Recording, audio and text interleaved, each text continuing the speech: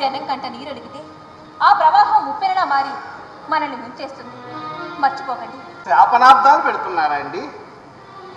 ఇదంతా ఎవరి కోసం అండి? నేను అదే అడుగుతున్నాను. ఇదంతా ఎవరి కోసం? దేనికోసం ఇంత పాపాన్ని నెత్తినెత్తుకోవాలి చెప్పండి. మనకున్నది చాలదా? మనకున్నది మనకి సరిపోతుందండి, కానీ రాజకీయాలకి సరిపోదు.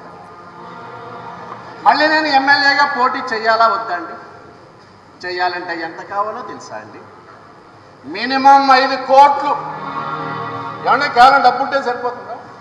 మంది, మార్పలం, కేడరు, కార్యకర్తలు ఉండొద్దు. తప్పకుండా కార్యకర్తల కంటే కేవలం జిందాబాద్ కొట్టే కార్యకర్తలు కాదండి. ఎవరిని తన్నమంటే వాడిని చిత్తకే తన్నేయాలి.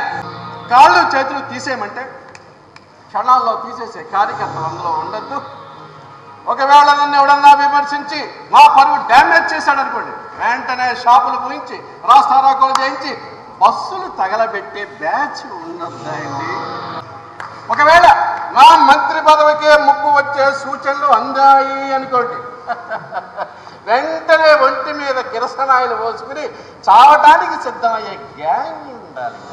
అసలు ఎత్తులు పై ఎత్తులు, కుట్రలు కుతంత్రాలు లేకపోతే రాజకీయంలో గ్లామరే లేదండి. అవన్నీ ఇప్పుడు ఉన్నాయిగా, కాబట్టే మంత్రి పదవి పెడుతున్నామండి.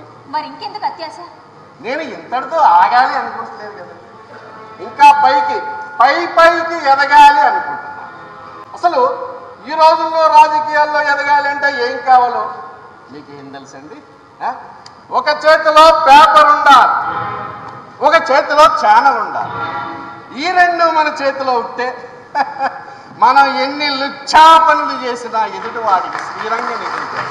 100 ఎకరాలు ఆక్రమించేసి ఎవడన్నా మనకు గిట్టిన వాడు 10 సెంట్ల భూమి కొనుక్కున్నాడు అనుకోండి, కబ్జా చేశాడని రోజంతా స్క్రోలింగ్ ఇస్తానే ఉంటాం. మన మీటింగ్లకి జనం ఎవ్వరూ రాలా, లక్షల మంది వచ్చారు అని చెప్పొచ్చండి. ప్రతిపక్షాల మీటింగ్కి లక్షల మంది వచ్చారు, ఎవడో రాలా అని చెప్పొచ్చు, అసలు చూపించవచ్చు. నువ్వు అంటుంటావే విష్ణుమూర్తి చేతిలో శంకు చక్రాలుంటాయి అని. అలాగే ఈ రోజుల్లో రాజకీయ నాయకుడి ఒక చేతిలో పేపర్, ఒక చేతిలో ఛానల్ ఉండి తీరాలి. లేకపోతే ఎదుటివాడు జల్లే బురద గడుపుకోవడానికి వాడి జీవితం అంతా సరిపోదు.